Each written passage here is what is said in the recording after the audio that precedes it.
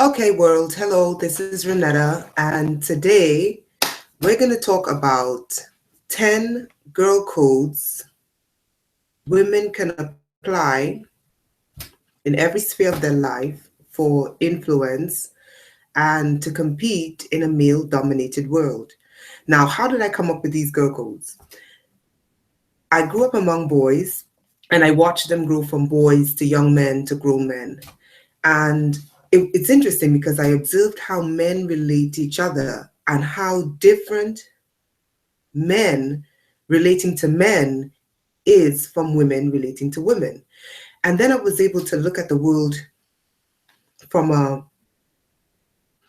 a larger perspective. And I was able to observe that men dominate. Now, I'm not a feminist, okay? This is not about male bashing or female bashing.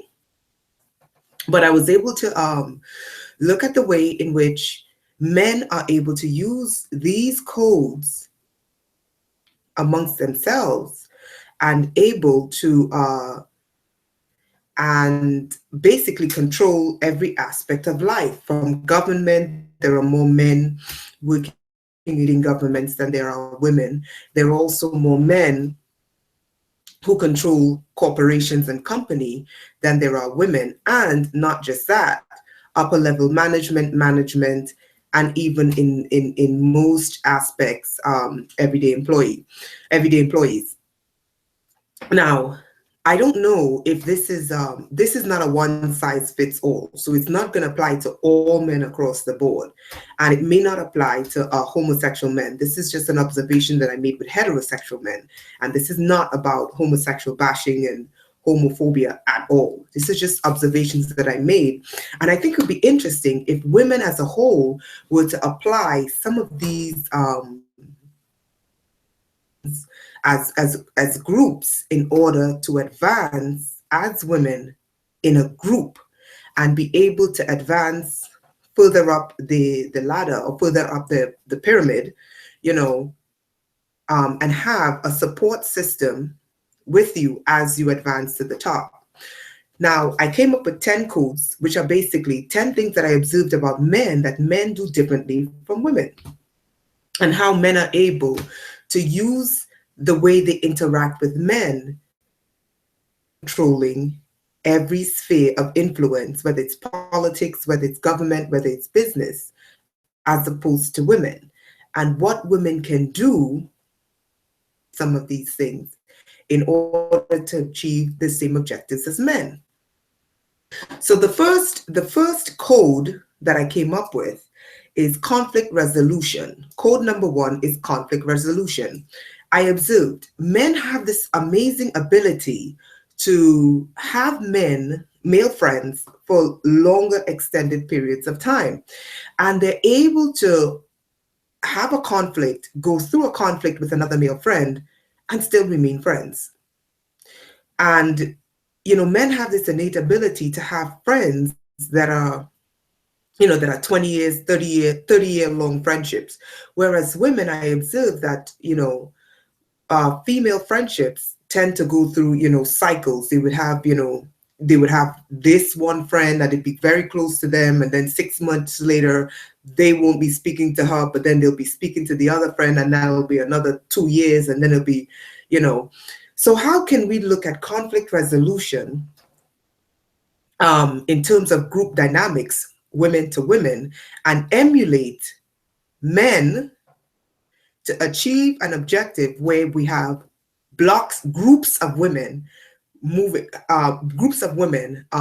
achieving upward mobility. So instead of one woman being able to move up the ladder, you have a group dynamic where groups of women are able to empower each other and move up that corporate ladder or whatever ladder at the same time. And one of the first things I observed was the ability to resolve conflicts. Now, men are able to have a relationship, go through conflict with a male friend. Now, this is not a one size fits all, okay? There are varying situations that will come into play with this. But as a whole, I observed that men are able to have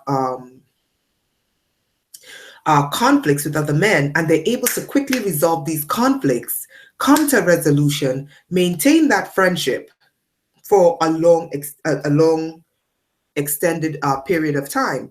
Whereas women, what we tend to have is we tend to see that, when a conflict arises, either the woman, she addresses everyone else that the problem is not about, or she addresses the person in a way that leaves them no latitude to disagree. And what tends to happen is that the relationship between the two women, gets broken. Relationships are broken. Relationship dynamics at work gets broken. Trust is broken. And then what we have is a situation where the group dynamic for women, group mobility for women is broken. And we tend to see that one woman rises instead of a group of women rising. And this is something I observed in the workplace as well. We see that men can have conflicts with each other, but they're still able to resolve those conflicts in a way where there is mobility for groups of men as opposed to women, where the relationship, the conflict is taken, so drastically, dealt with so drastically, that we don't see a group mobility for women, but we tend to see one woman rising. And why is conflict resolution an indicator of mobility for women? Being able to resolve a conflict, being able to resolve conflicts while maintaining group loyalty, woman to woman, would facilitate more women being able to rise to the top in a group, as opposed to one woman rising to the top and then the rest of the women stagnated. Okay, the second one, so I call this girl code number one. Girl code number one is being able to observe how men handle conflict, and how men are able, man to man, able to handle a conflict, remain friends, and be able to advance as a group, as opposed to women, where when we handle conflict, what tends to happen is that group relationship is so broken that you tend to find that it ends up being one woman advancing to the top and the rest of the women are stagnant. So we see an uneven balance in areas of government, in areas of business, in areas of personal life, where women are not able to advance as a group, and who are able to advance as a group in business, in government, and even in their social life, right? So the second one, girl code number two. The second observation that I made about men is that men have this innate ability to be invisible, yet at the same time, they control governments, they control businesses, men control this world, and that's just a fact. But they're able to do so without being an attention seeker. So this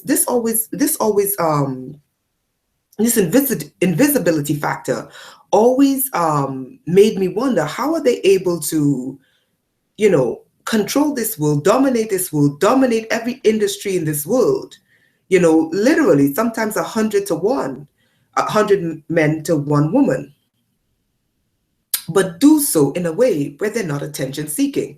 So we see another dynamic between men and women. Women, on the other hand, women love attention.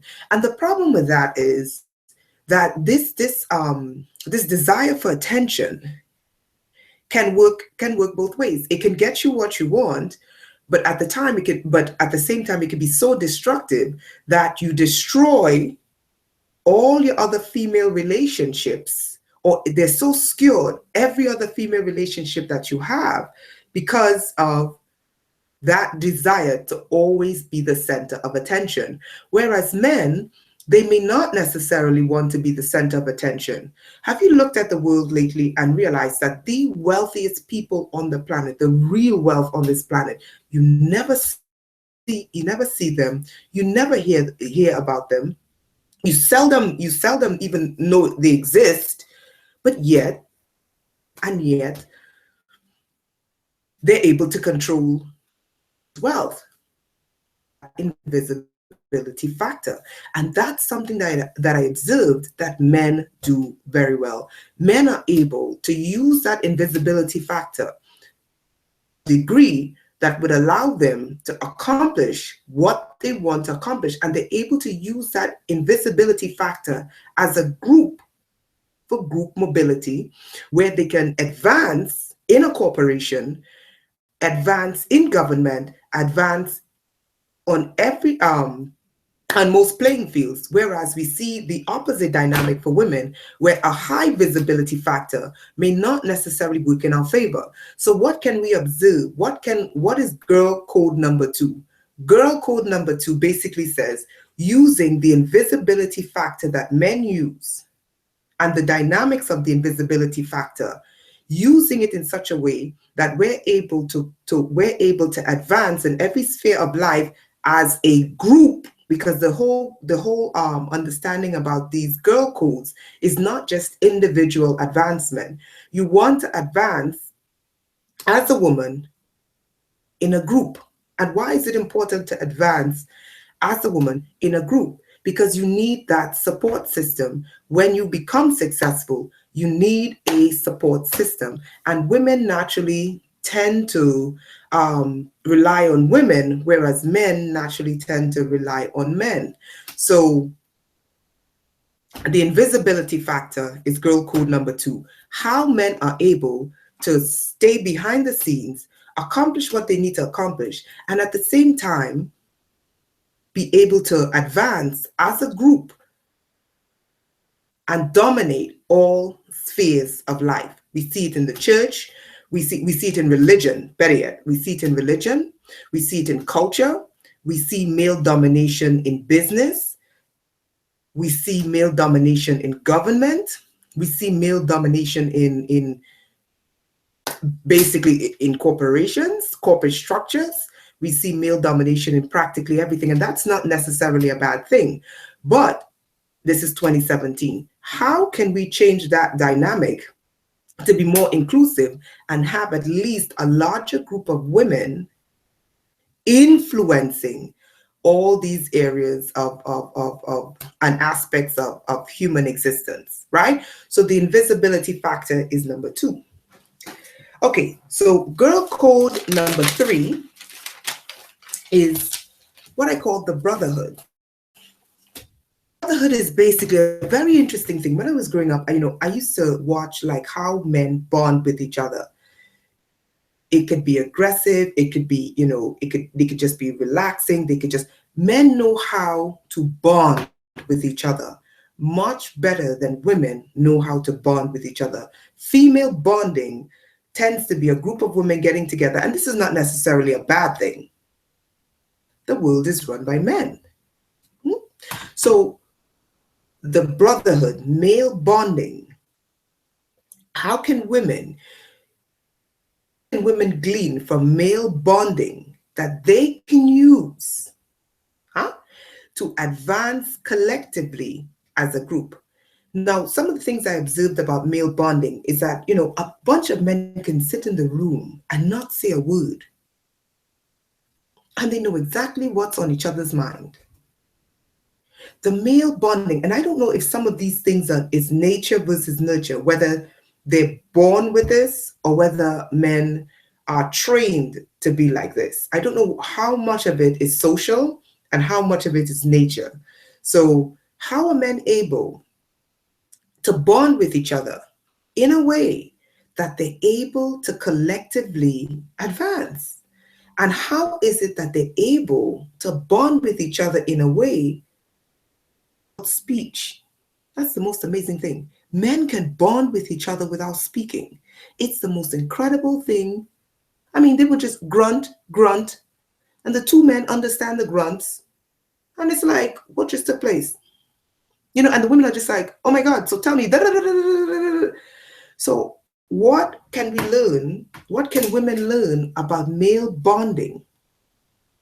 How men are able to bond in a way with each other that allows men to advance and dominate in every sphere of life. So girl code number 3 is what I call the men, it's the brotherhood. So for the women, it's the sisterhood. Female bonding that observes how men interact with each other, gleaning the key points of the male bonding and how they're able to use that to advance and be mobilized as a group. So I call the third girl code the sisterhood. And what I observed about female bonding is that, and this is not necessarily negative, these are just observations. I observed that female bonding can be very much like a wave. You know, it's up one time, down the other, up and down and up and down and up and down. And when we translate that into the work dynamic, into our social life, okay, it doesn't prove to be as advantageous to us as male bonding. Male bonding tends to be more flatline with a little blips here and a little blips there, but they're able to sustain relationships much longer than women, you know. And what I observe is that female bonding tends to be more tumultuous, tends to be more, there's a lot more, fights, arguments, misunderstandings, bitterness, inability to reconcile, petty. These are just the negative aspects. There are positive aspects about female bonding, but what I observed is that the female aspects tend to be more tumultuous than the male aspects. And when we translate this into areas that can affect our lives, like work, these could be factors that are keeping women back. Now, I'm not saying that women have to look like men to achieve these objectives. I'm not saying that women have to act like men to execute these girl codes. So no, you can look like a woman, you can act like a woman, but you can think like a man. Think like a man. So what can we learn about male bonding versus female bonding, the brotherhood versus the sisterhood? And what can we learn from men through this male bonding that can allow women to advance as a group in all spheres of life? And not just that, for upward mobility in all spheres of life. So girl code number 3 deals with the male bonding versus the female bonding.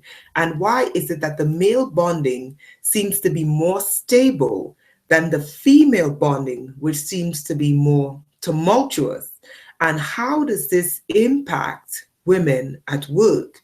And how does it impact women as a whole for upward mobility in patriarchal societies, right? And I don't think these arguments are just I don't think these arguments are just because the world is dominated by Abrahamic religions. Because we see, like, a country like India is a patriarchal society, and it's Hindu for the most part. It's a Hindu country, and we see that is a strong patriarchal society. So and Hinduism is it's extremely old. So what does that tell us? So we see that religion, even though the world is a patriarchy, and even though a very large portion of the world does espouse what's the word I'm looking for? Some sort of Abrahamic religion. It's not only Abrahamic religions where we observe that the patriarchy exists, and we observe that men are able to better bond with each other in a way that would facilitate them moving upward as a group mobility, as opposed to women. So girl code number 3 is about the brotherhood, male bonding, versus the sisterhood, female bonding. And what can women learn about these two dynamics that would allow women to move up the ladder as a group and have more influence in in different spheres of life, whether government, whether religion, whether their social life, whether work, as an employee, whether, as a manager, as a boss, even as a CEO, right? Okay, so girl code number 4, what I observed about men. I'll start by explaining what I observed about men. Men are very good. The one time I see men fail in this area is when it comes to defining parameters of their relationships with women. But when it's male to male, when it's a male to male relationship, men are very good at defining relationship parameters. And what I observed about women is that women are not so good at this. Women have strong points. And when I take a step back and I observe the world and I see how men are better able to define their relationship parameters male to male, and I see that men are better equipped to advance as a group than women, I observed that defining relationship parameters come into play. Men are better at women at defining parameters. Women, not so much. So, what can girl code number 4 tell us? Girl code number 4 tells us that women, we have to be better at defining our relationship parameters. We have to define every single relationship. We have to observe every relationship in our lives, and we have to have parameters in all of them. Every relationship in our lives must have parameters. And how are we able to observe how men do this and emulate it without acting like a man and without looking like a man and achieving what men achieve? For example, men are better equipped at understanding who they are, their self-worth, and what they can bring to the table. And men are more at liberty to negotiate what is good for them. Whereas women tend to be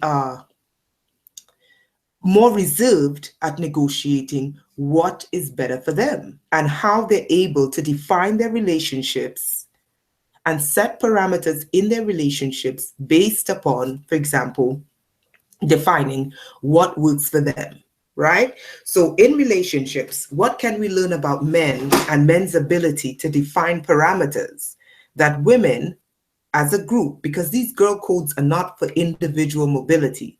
These girl codes are for group mobility for women to be able to advance as a group and have a greater representation in every sphere of life.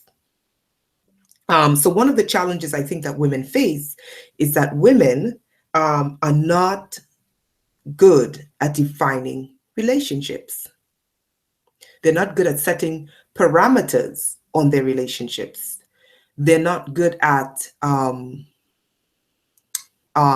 defining how much and how far a relationship can go. There's too much gray defining and setting parameters in relationships.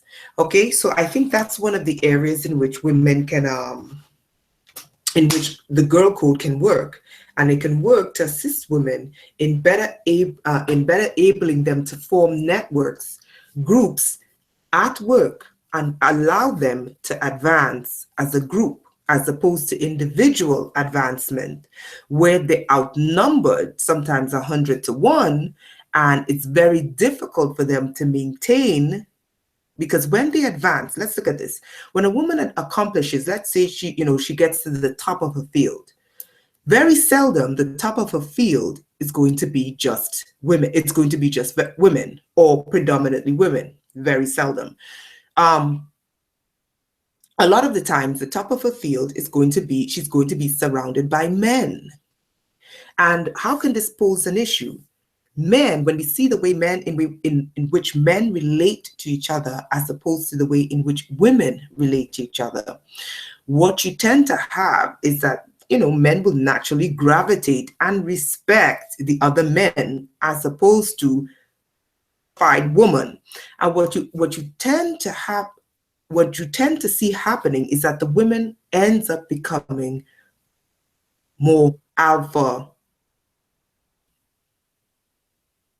an alpha female in a way, not that alpha females are bad, but alpha female in a way that strips them of that feminine identity, because they're constantly competing with the male brain and, machismo and the way men think. So why is it, so what makes these girl codes important is that we want to set an example where it's not just one woman advancing to the top by all means necessary, but a group of women, group dynamics of women being able to advance to the top and using the things, whether it's naturally, whether it's genetics, or whether it's social engineering, using the way men interact with other men as a means of doing it. So girl code number 4, it's imperative that women define relationships. Women have to define relationships with their children. They have to define the relationship with their husband. They have to define the relationship with their pastor, their imam, their counselors, and what we tend to have is that women, for example, let me give you an example. When I used to be in the church, right? This was a huge problem in church after church after church. This is an observation. Would listen to their pastors more. I'm no longer in the church. This is just an observation. Women would listen to their pastors more than they would listen to their husbands. And this caused a lot of problems in a lot of marriages because defining of relationship parameters were not set in place. And what ended up happening was that the men who should rightfully be, I don't want to say the head, but who should rightfully have, what's the right word? I don't want to say control, but who should rightfully steer the relationship.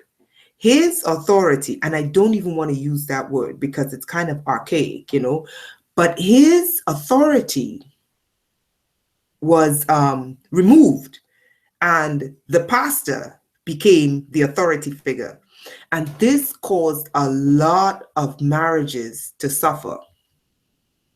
So again, women, that's one area I observed that men have better control at, and they're better able to use to advance individually, but to advance as a group, right? Macrocosmically, I guess. Okay. Girl code number 4, recognizing authority. Now, this is something I observed that I observed in one of my former employers' establishment. Even though it was a very hyper-competitive environment, unlike anything I've ever experienced. I mean, I have never experienced hyper-competitive energy like this. It was insane. What was interesting was that men, although the person in charge was a man, I observed that men had this uncanny ability to recognize authority. And it doesn't mean that women didn't have this ability to recognize authority, but men have this ability to recognize authority so much so that it allowed them to be in more positions of power.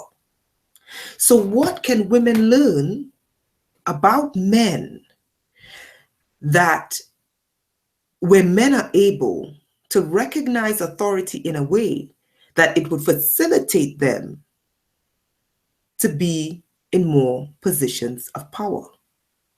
And I observed this. It didn't mean that there weren't women in positions of power, but there were more men in positions of power than women. And so this dynamic caused me to think, what are men doing that allows them? Is it just because they're a man? Or is it something that men subliminally do, that they're able to have more positions of authority, be in more positions of authority by recognizing authority? And they were able to do this without kissing butt. And they were able to do so in a way, in a hyper-competitive environment, and it was one of the most hyper-competitive environments.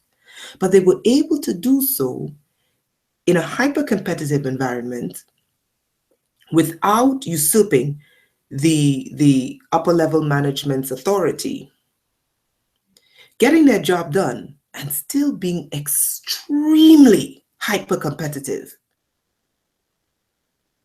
So I had to ask myself, what ability do men have that they're able to be hyper-competitive, recognize authority, and still be able to have more upward mobility than women? So that's girl code number 4. Girl code number 4, emulating men's ability to still be hyper-competitive while respecting authority, and doing so as a group. This may be something that men don't realize they do, but it's something that they do. So how are men able to do this, accomplish their goals, have upward mobility, and still be competitive? It's very interesting. Okay, so girl code number 5. And what can women do that would allow them to emulate men in these areas and accomplish what they need to accomplish as a group? Okay, because these girl codes are not for individuals. These girl codes are for group mobility for women. Okay, so girl code number 5, group mobility through loyalty. And this might be the answer. What I observed about men is that male-to-male relationships, there tends to be a more subliminal loyalty there. It doesn't mean that men aren't cutthroat with each other. Oh, they are. Okay, but I've observed that men tend to be more loyal to other men than women are to other women. And I think the key to all the girl codes has to do with this. Men are more loyal to men than women are loyal to women. And this subliminal loyalty allows them to climb up every single ladder and become successful in every sphere of life as a group. Whereas women, what we tend to see, hold on one second. What we tend to see is that women are not as loyal to, and they would quickly destroy another woman, see her rise above her. So men would still compete with that man, even if, oh, I could do it better, or he may say, I deserved it. But there's still this underlying loyalty that men have towards each other than women do with women. And I think this could be one of the major issues where women are held back as a group and they're not equipped, And they're not equipped for group mobility in every sphere of life, whether it is government, working with governments, running governments, working in governments, working in corporations, in religion, or their life or their personal life. Loyalty, female group loyalty, loyal to women. Women being loyal to women.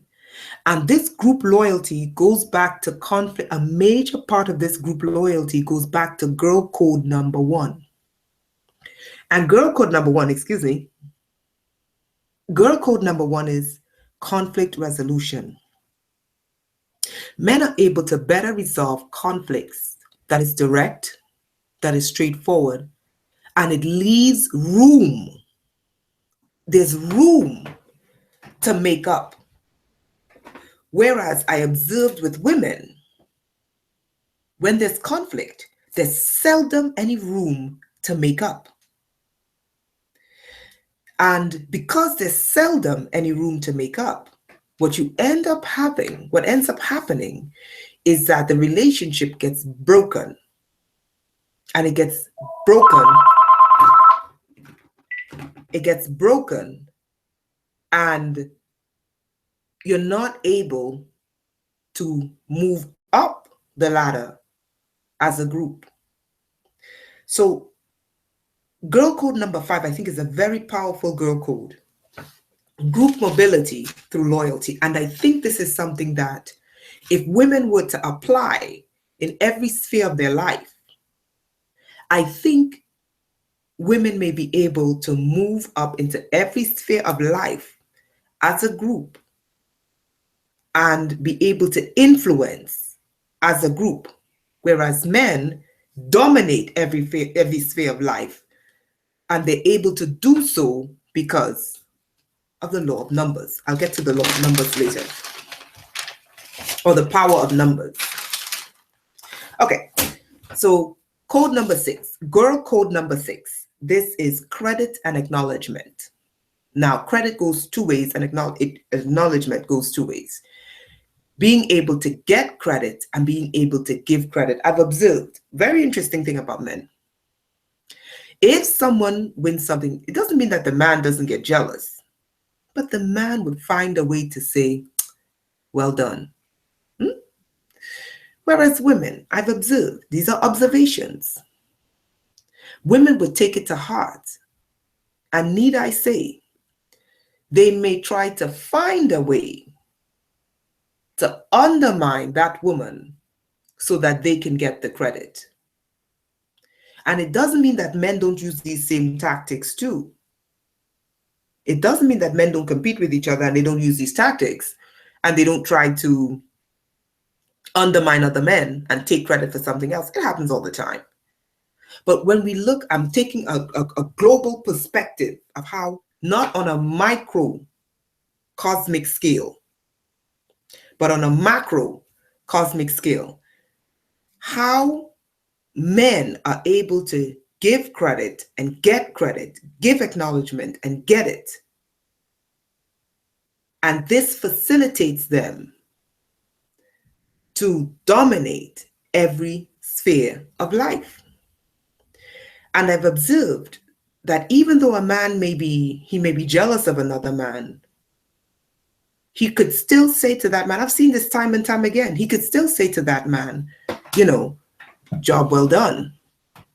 Whereas I've observed women, and I've observed enough women, and I could say this with a degree of latitude, it's difficult for a woman to say, and this is not to bash women, the goal of these 10 codes is to understand how men are able to relate to other men in their environment that allows them to dominate every sphere of life.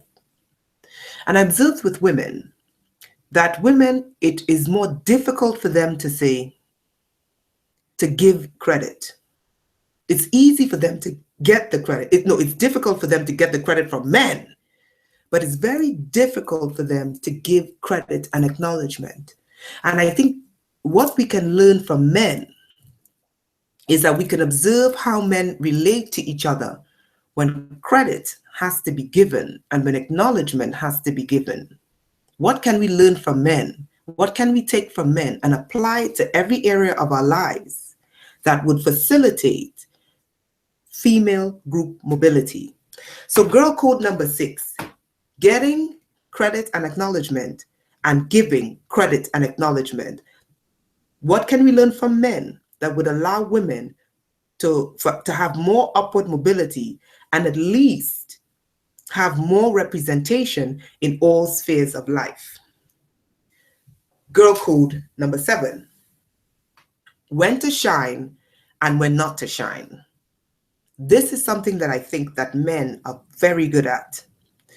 Men are able to use the spotlight at the right time to get what they need as a group to mobilize and to rise to the top.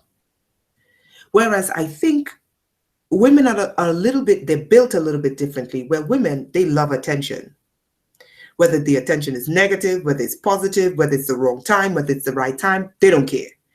So what can we learn about men and how men are better equipped in their timing of when to be in the spotlight, when not to be in the spotlight, and how they're able to use this simple technique for male domination and male growth and male mobility, and how women can make changes and adjustments to the female dynamic in a male dominated world, and how what they can learn from men regarding when to be in the spotlight, when not to be in the spotlight, and how women can use this as a means of upward mobility as a group. So girl code number 7, timing, when to shine and when not to shine. Also, when to allow another woman to shine. This is very difficult for women. Very extremely difficult for women. Allowing another woman to shine without wanting to kick the staircase or knock the ladder over that she's standing on, or hit the pedestal or break one of the legs and watch her tumbling so she can shine while she's falling flat on her face. This is something I observed. What can women learn about the timing of shining? When to shine, when not to shine. If there's a woman in the room and it's her turn to shine, how can you use her shining, her time to be in the spotlight? How can you assist her in her time to shine and allowing that to work for you? And that's another area I realize men are good at. Men are good at. For example, when we look at these power broker meetings, more men go there than women. And the men usually don't go there to sit there and say, I could do better than him. They go there to watch the other men shine. And they go there to glean. And they don't usually go there to steal their shine. What is this power broker doing that I can learn, that I can use for upward mobility? And it's something that men do as a group, whereas women, they do the opposite. If they see another woman shining, they're more than likely criticizing her shoe. Oh, I can't believe she won, that shoe was last year. Oh my God, that Chanel suit came out 2 years ago. Is it vintage? Oh my God, look at her hair. And then you miss the whole point of why that woman is there and why she got to where she got. Because we're too busy trying to steal the other woman's spotlight. And we do so in a way that we try to destroy the woman with the most petty remarks. Oh my God, I don't like her perfume. Oh my God, can you imagine she wore that color nail polish and missed the whole point? So my question is, why is she there and you there? So women, girl code number 7, knowing when to shine and knowing when not to shine. And if it's another woman's time to be in the spotlight, how can we encourage her when she's shining? And that can become, we can achieve group mobility. So girl code number 7, when to shine, when not to shine. Girl code number 8. Now this is something men are masters at. It's called power plays and power moves. Now I observe, now this is not to denigrate women, but this is just the difference between how men interact with their world that allows them to control everything. And why is it that women have far more responsibilities, but less positions of power? Power moves. This is something that men are excellent at.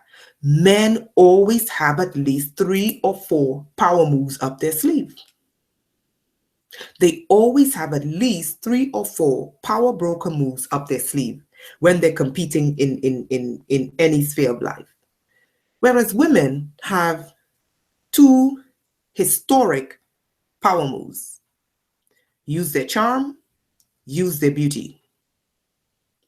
And charm and beauty not everyone is charming and not everyone is beautiful. Beauty is in the eyes of the beholder. Okay, but when we're looking at standards of beauty, not everyone is that standard of beauty. And women tend to have 2 power moves where men have at least 4. And men, not homosexual men may not necessarily use their body to get them what they want. So what can women learn about men in terms of power moves and power plays that could allow them, that's not using charm and not using their bodies, that could allow them to have upward mobility in every sphere of life and to have more influence in every place, in every sphere of life? So power plays and power moves. Girl code number 9, and this is something that women just don't do. They do it, but they do it in a way that is not in their interest. It's understanding the power of numbers. Understanding the power of numbers. Men, I think they're just born with this. Men understand in order to have control, they have to have representation. And men are better equipped. I don't know if they're born with it. I don't know if it goes back to the Brotherhood, which is code number 3. I don't know if it goes back to male bonding and the way in which men bond with each other versus the way women bond with each other. But men have a better understanding of power in numbers, not mathematics, but just the number of men who are able to rise to the top versus the number of women, and not just rise to the top, hold power for long periods of time before allowing one woman to break through. How are men able to better understand the power of male numbers versus women and the power of female numbers for group mobility, okay, and to maintain power? And I think it goes back to girl code number 1, conflict. I think one of these things play a part. Conflict resolution. How men, and girl code number 3, male bonding. How men are able to resolve issues with other men and still have long-lasting relationships, whereas women have more short-term, tumultuous relationships. And women's relationships tend to be on a wave pattern, female to female relationships. It's usually like this, whereas male relationships tend to be more flatlined. And what I observed is that female relationships, the wave pattern, it's short-term relationships over the extended period of a woman's life, whereas the male relationship, it's flatline and it's the same relationship over a longer period of time. So the power of numbers. How are men able to maintain relationships with other men for longer periods of time? And they are able to do this in work. They're able to do it for upward mobility. They're able to do it to protect positions of power. So they don't just move upwards as a group, but they're able to protect that group, that male hegemony, better than women, because women don't understand the power of numbers. This is how women are. This is a woman's understanding of the power of numbers. If a new woman comes in, and let's say the woman is new, okay, what you tend to find happening is that the women will gang up against the woman and they want to find out everything they could possibly find out and how and what they can do so that woman does not advance before them. Okay? Men may be the same way, but you would tend to find that the man would welcome the other man. They would compete. Doesn't mean that men don't compete, but they would compete in a way that would still facilitate group mobility. Whereas women would compete in a way that they would gang up to destroy the one woman so that woman does not make it to the top. And they would much rather be happy than that woman not making it to the top than for that woman to make it to the top and open the door for them to get there with her. So understanding the male brain when it comes to the power of numbers and group mobility. So girl code number 9, understanding the power of numbers and group mobility. And then girl code number 10.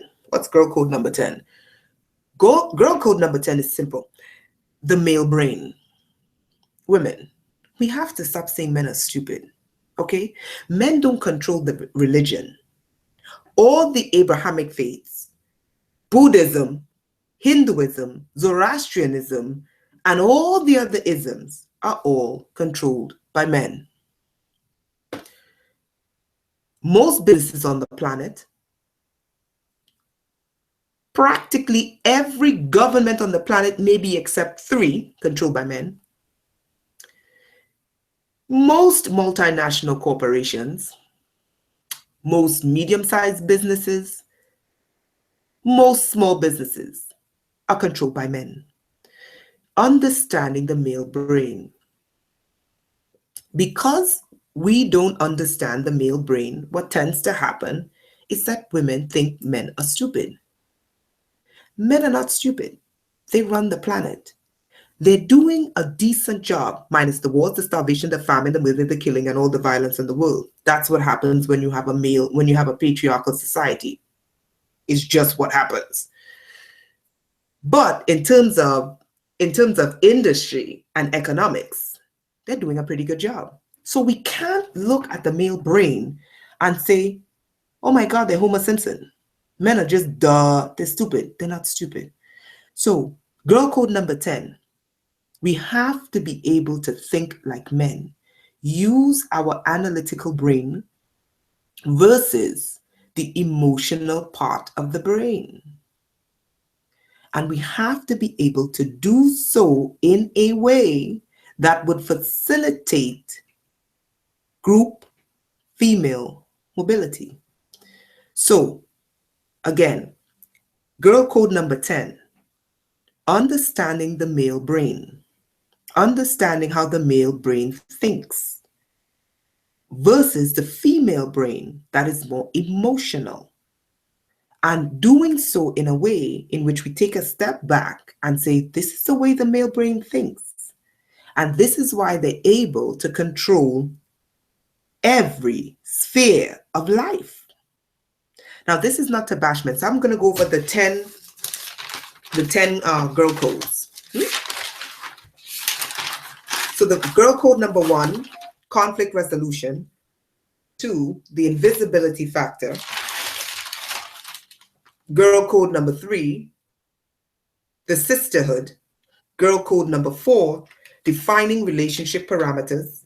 Girl code number 5, group mobility only through loyalty. Girl code number 6, credit and acknowledgement, giving it and receiving it. Girl code number 7, when to shine, when not to shine. Girl code number 8, power plays and power moves. Men are brilliant at this. Girl code number 9, understanding the power of numbers and making sure that the power of numbers works in favor of relationship as well as male to male relationship. This is something that women do not do. It's just something that they don't do. And it's something that they're good at, but they just don't do. And then girl code number 10, understanding the male analytical brain. That in order to understand the male analytical brain, we have to stop calling men stupid. They run everything. So therefore they can't be stupid, right? So understanding the male brain, the analytical brain versus the emotional brain, which is women, and how we can use these 10 girl codes as a way in which women can mobilize and have upward mobility as a group, as opposed to in their specific field. Global upward mobility for women as a whole. I'm talking about wherever that woman is, having even more latitude in your relationships, understanding the way men think and the way men relate to each other could allow women to have better relationships with men, with their man. You know, giving men a certain latitude could also assist women in their personal relationships. So how can women do these 10 codes and practice these 10 things that men are just very good at? And how could women do these things as a group in order to have more influence in their personal lives, in their social lives, in their work-life balance, in their working lives, in terms of their legacy, in terms of long-term relationships, short-term relationships, and just women as a whole. So the purpose of the Girl Code is witnessed about relationships versus male-to-male relationships. And I realized there are areas in which men excel, and they're able to not only excel, but they're able to have group mobility in every sphere of life, and most importantly, protect. They're able to better protect their positions of power, male to male versus women, and what women do that does not allow them to have the same latitude that men have. Okay, so give me your feedback. Would love to hear from you, and thank you for listening. Have a great evening.